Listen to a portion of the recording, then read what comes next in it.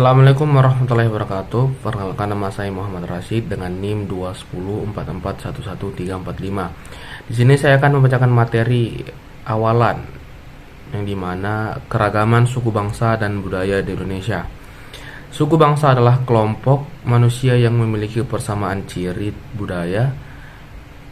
Suku bangsa sangat berkaitan dengan asal-usul, tempat asal, dan kebudayaan. Terdapat sekitar 1128 suku bangsa yang ada di Indonesia. Wilayah Indonesia yang luas dan berbentuk kepulauan mempengaruhi keanekaragaman budaya bangsa Indonesia. Nah, di sini ada beberapa poin. Yang pertama adalah persebaran suku bangsa. Suku bangsa mempunyai ciri-ciri tertentu. Ada beberapa ciri yang digunakan untuk mengenal suatu suku bangsa di Indonesia, yaitu seperti ciri fisik, bahasa, adat istiadat, dan kesenian. Contoh ciri fisik antara lain adalah bentuk rambut, warna kulit, dan bentuk wajah.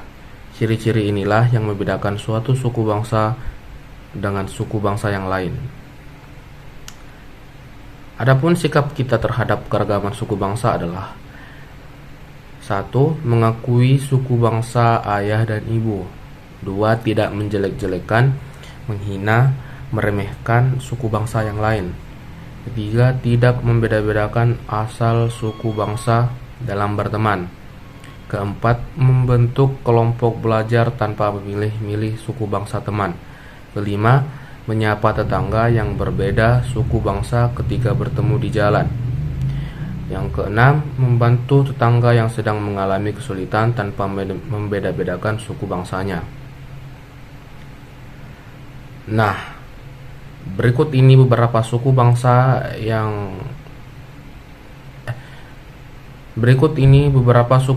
dan budaya yang ada di Indonesia yang akan kita bahas. Pertama ada suku Jawa. Suku Jawa ini memiliki populasi terbesar di Indonesia. Jumlahnya mencapai 41% dari penduduk Indonesia. Suku Jawa ini tersebar luas di wilayah Jawa Timur, Jawa Tengah, dan Jawa Barat. Karakteristik orang suku Jawa adalah lemah lembut, pemalu, dan sopan. Suku Jawa identik dengan batik dan musik-musik yang bernada mendayu. Adapun di suku Jawa, identik juga dengan bahasa dan aksara Jawanya.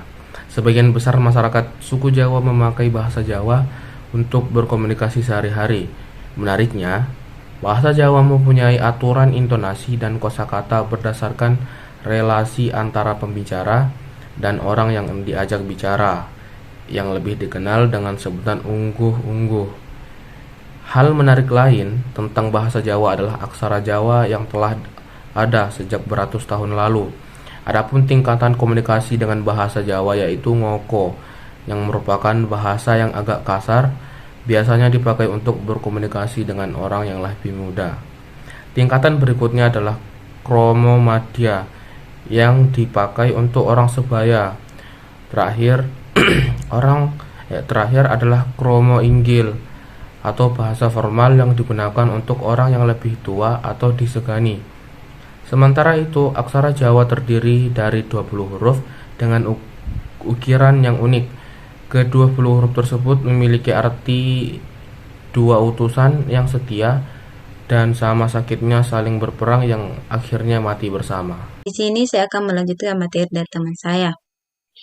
Nomor 2, kesenian khas Jawa. Secara garis besar, akar budaya seni Jawa yang terdiri dari 3 kategori besar, yaitu Jawa Tengah dengan ludruk, Banyumas dengan ebek, dan Jawa Timur dengan reog. Sementara itu, pembagian kesenian khas Jawa sendiri ada 3, antara lainnya. Nomor 1, seni tari. Kesenian tari tradisional khas Jawa sangat banyak macamnya.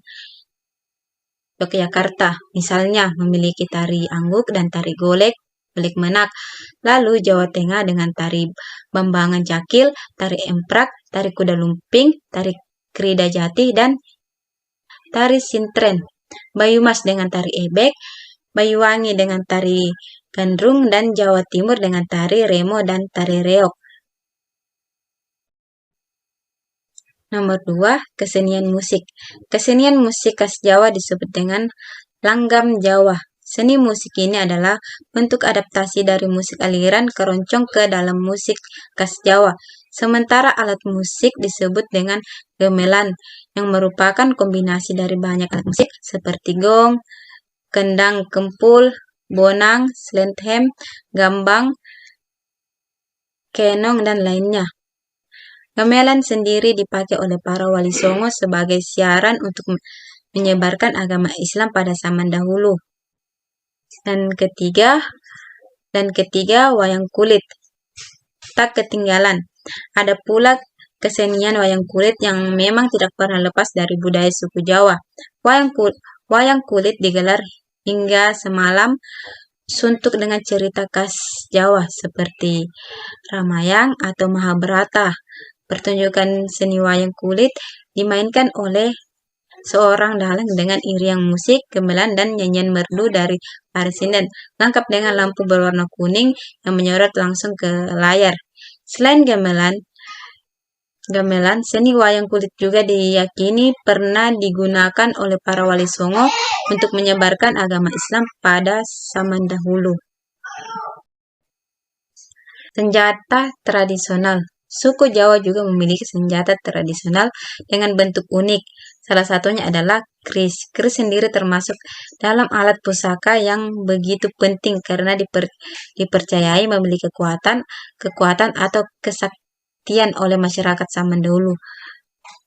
Nomor 4, kepercayaan. Zaman dahulu, masyarakat asli suku Jawa adalah penganut agama Buddha, Hindu, dan kepercayaan adat atau kejawen. Kepercayaan ini mengarah pada tradisi, budaya, ritual, seni, tindak randuk, dan filosofi masyarakat Jawa. Kini sebagian besar suku Jawa memeluk agama Islam dan sisanya memeluk agama Kristen dan Katolik. B. Suku Sunda. Suku Sunda banyak mendiami wilayah Jawa Barat. Populasinya mencapai 15,5% dari penduduk di Indonesia. Suku Sunda merupakan suku bangsa kedua terbesar di Indonesia setelah suku Jawa. Suku Sunda memiliki beragam tari tradisional khas. Beberapa di antaranya populer di Indonesia, yaitu tari jaipong, tari topeng, dan tari rampak rendang. Suku Sunda memiliki ciri khas pada alat musik tradisionalnya yang terbuat dari bambu yang bernama angklung. Alat musik ini bahkan terkenal sampai ke mancanegara. Budaya Sunda dikenal dengan budaya yang singkat, menjunjung tinggi sopan santun pada umumnya. Karakter masyarakat Sunda adalah periang, ramah tamah, seperti dalam falsafah Somea Hadekasema, murah senyum, lemah lembut, dan sangat menghormati orang tua. Itulah cermin budaya masyarakat Sunda. C. Suku Batak. Suku Batak merupakan suku bangsa yang mendiami wilayah Sumatera Utara. Suku Batak memiliki subsuku yaitu suku Batak Mandiling, Batak Toba, Batak Tapanuli, Batak Angkolakaro, dan lain-lain. Suku Batak ini memiliki populasi 3,6% dan merupakan suku bangsa ketiga terbesar di Indonesia. Ciri khas suku Batak adalah amat menjunjung tinggi nama keluarga atau marga. Ini akan menjadi penanda asal silsilah keluarga. Budaya suku Batak memiliki tradisi mengulosi, yakni acara pemberian kain tenun khas Batak yang diberi nama ulos oleh masyarakat Batak. Kain ulos mempunyai makna pemberian perlindungan dari segala cuaca dan keadaan. Biasanya orang yang mengulosi adalah sosok yang dituakan dalam adat Batak atau disebut hula-hula. Selain tradisi mengulosi, suku Batak dikenal memiliki tari tortor yang dipertunjukkan dalam berbagai acara seperti pernikahan, ritual keagamaan, dan menyambut tamu. Dalam berbagai macam acara tersebut biasanya dimainkan alat musik suku Batak sejenis gamelan yang disebut dengan lima taganing. D. Suku Bugis. Suku Bugis memiliki populasi 2,7% dari populasi penduduk Indonesia. Suku Bugis mendiami Provinsi Sulawesi Selatan.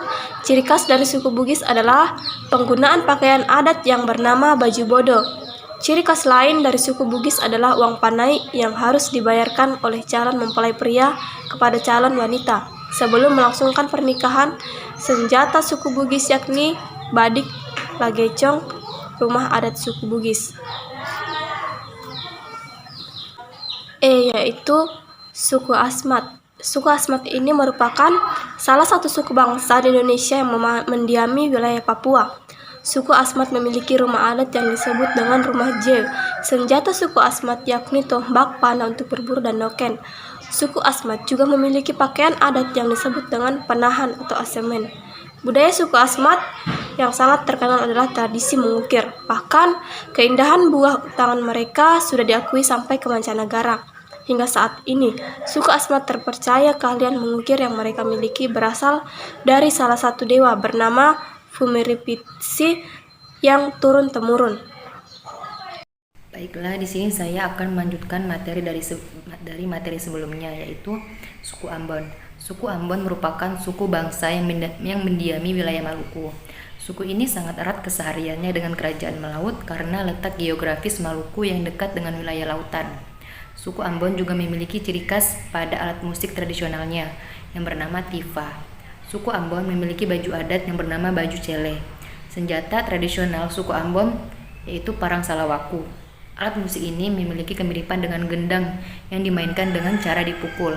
Salah satu bentuk kebudayaan yang masih dilestarikan oleh masyarakat suku Ambon adalah upacara cuci negeri atau Nae Baileu. Dalam upacara ini, negeri suku Ambon harus dibersihkan mulai dari rumah-rumah, perkarangan, baileo, kemudian dilanjutkan dengan acara makan-makan dan minuman bersama. Selanjutnya yaitu suku Dayak. Suku Dayak merupakan suku yang mendiami Pulau Kalimantan. Subsukunya juga beragam, mulai dari Dayak Kanayatan, Dayak Bubung, dan Dayak Angan, dan lain sebagainya. Baju adat suku Dayak yaitu sapai, sapak bagi laki-laki, dan ta'a bagi perempuan. Rumah adat suku Dayak bernama rumah betang yang memiliki bentuk memanjang. Senjata suku Dayak yaitu mandau. Selain itu, suku Dayak termasuk suku yang masih menjaga adat dan budayanya hingga saat ini, seperti gemar memakai manik-manik, tato, dan juga upacara-upacara adat yang berbau mistis. Ciri khas suku Dayak adalah tato di tubuh yang juga disebut tutang. Tato milik suku Dayak memiliki makna yang erat dengan kejadian dan tujuan sehingga tak dibuat sembarangan. Budaya suku Dayak kental akan tarian-tarian. Ada 3 tarian yang biasa dilakukan, yakni tari hudok, lelang, dan kencet papatai. Selanjutnya yaitu suku Bali. Pulau Bali ini merupakan pulau yang sering dikunjungi wisatawan baik lokal maupun domestik karena keindahannya. Namun, di Bali juga terdapat suku Bali yang memiliki tradisi yang sangat kaya akan budaya seperti seni tari, seni lukis, seni pahat, dan senjata suku Bali yaitu keris dan tombak. Rumah adat suku Bali yaitu natah, dan lain-lain. Ciri-ciri suku Bali adalah mayoritas menganut agama Hindu.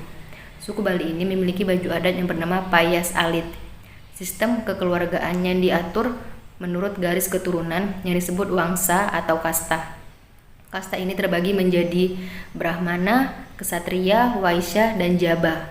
Upacara ngaben merupakan upacara pembakaran jenazah di Bali yang dipercaya oleh masyarakat Hindu Bali sebagai ritual untuk menyempurnakan jenazah kembali ke Sang Pencipta.